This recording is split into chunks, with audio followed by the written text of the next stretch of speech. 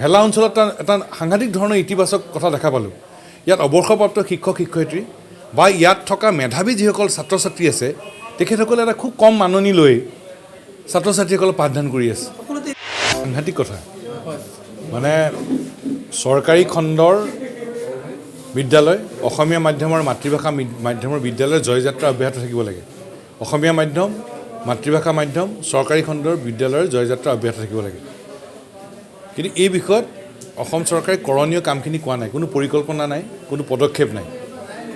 আৰু আজি ভেল্লা উচ্চতৰ মাধ্যমিক বিদ্যালয় মহাৰাজত জয়ন্তীৰ সামৰণি অনুষ্ঠান। এইখন ইমান এটা ঐতিহ্যমণ্ডিত বিদ্যালয়, মহাৰাজত জয়ন্তী চুলেহি। ইয়াত প্ৰায় ২৭গৰাকী শিক্ষক নাই, শিক্ষক টিচিং নন টিচিং, মূল ২৪গৰাকী শিক্ষক নাই, মুঠতে ২৭টা পোষ্ট খালী।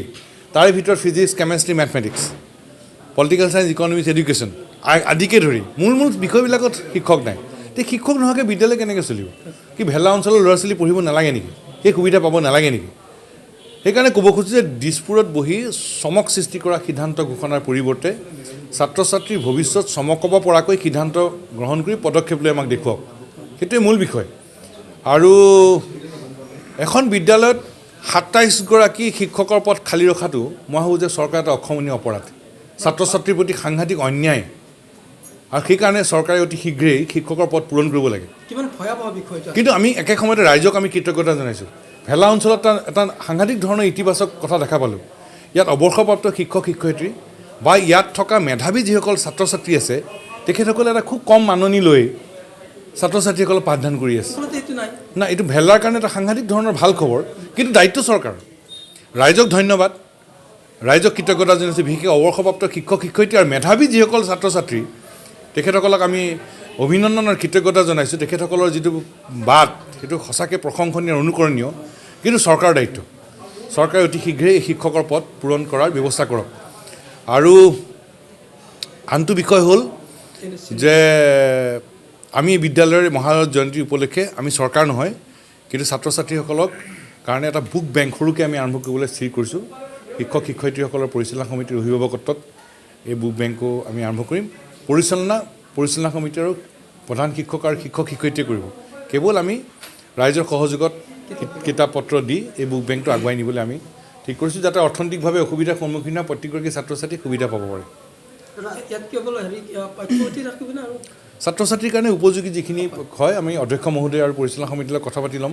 তেখেতসকলে যি ধৰণে পৰামৰ্শ দিয়ে তেনে কিতাপে আমি ৰাখিম। লগত যিটো চুক্তিৰ কথা আহি পৰিছে, অসমৰ ভৌগোলিক অৱস্থিতিটো উৎক্ষুণ থাকিব নে নাই, সেইটো এটা শংকা। প্ৰথম কথা যে উত্তৰ পূৰ্বাঞ্চলৰ সকলো সশস্ত্ৰ সংগঠনৰ লগত ৰাজনৈতিক আলোচনাৰ শান্তি প্ৰক্ৰিয়াটো আমি অব্যাহত থকাটো বিচাৰোঁ, যাতে এই গোটেই বিষয়টোৰ এটা গ্ৰহণযোগ্য, সন্মানজনক, এটা যুক্তিপূৰ্ণ সমাধান হয়। আৰু নাগালেণ্ডৰ ক্ষেত্ৰত নাগালেণ্ডত যিটো শান্তিৰ প্ৰক্ৰিয়া চলি আছে, এই শান্তিৰ প্ৰক্ৰিয়াটো এটা শান্তিপূৰ্ণ, এটা সন্মানজনক, এটা গ্ৰহণযোগ্য সমাধান আমি বিচাৰোঁ। আৰু এই দীৰ্ঘদিনীয়া সমস্যাৰ তেনে এটা গ্ৰহণযোগ্য সমাধানৰ প্ৰয়োজন। কেৱল কেন্দ্ৰীয় চৰকাৰে এনে কৰিবলৈ যাওঁতে অসম, মণিপুৰ আৰু অৰুণাচলকে ধৰি আন ৰাজ্যৰ যাতে স্বাৰ্থ সুৰক্ষিত হৈ থাকে সেই বিষয়টো ফলপ্ৰসূ পদক্ষেপ ল'ব লাগিব।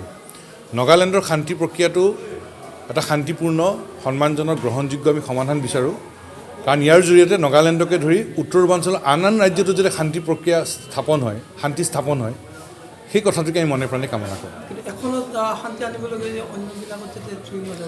প্ৰথম কথা যে উত্তৰ পূৰ্বাঞ্চলৰ সকলো সশস্ত্ৰ সংগঠনৰ লগত এটা শান্তিৰ যিটো প্ৰক্ৰিয়া চলি আছে আলোচনাৰ মাজেদি তাৰ এটা স্থায়ী সমাধান আমি বিচাৰোঁ।